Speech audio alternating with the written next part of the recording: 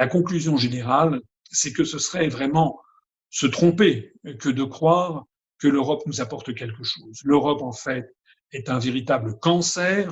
Elle ne fait que nous nuire. C'est à cause de la construction européenne, à cause des contraintes de l'Union européenne et de l'euro, que l'Italie, que la France ont taillé dans les dépenses publiques, notamment dans le système de santé. C'est à cause de cela que l'épidémie prend dans les pays du sud de l'Europe une proportion catastrophique.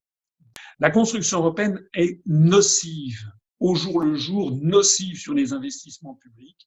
Et en plus de ça, lorsqu'on a besoin de sa solidarité, elle n'existe pas. On l'a vu de façon caricaturale sur l'affaire des masques, sur l'affaire des respirateurs, sur l'affaire de l'entraide au moment où se développait l'épidémie. On le voit d'ailleurs toujours aujourd'hui.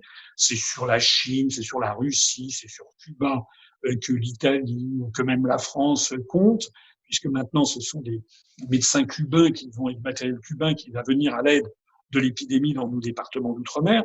Mais ce qu'il faut bien voir, c'est que même au niveau financier, eh bien, le compte n'y est pas parce que tout simplement, il y a les mesures de rigueur. Les pays du nord de l'Europe refuseront toujours bec et ongle de payer pour les pays du sud.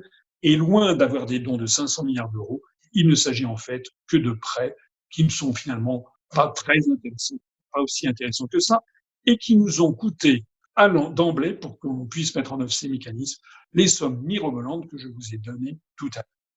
N'ayez aucune confiance dans ces gens-là. La seule structure qui tient la route au moment des pires drames nationaux, toute notre histoire nationale nous l'a montré, que ce soit en 1870, que ce soit en 1914, que ce soit en 1940, que ce soit maintenant en 2020, la seule structure sur laquelle les Français peuvent compter, c'est l'État.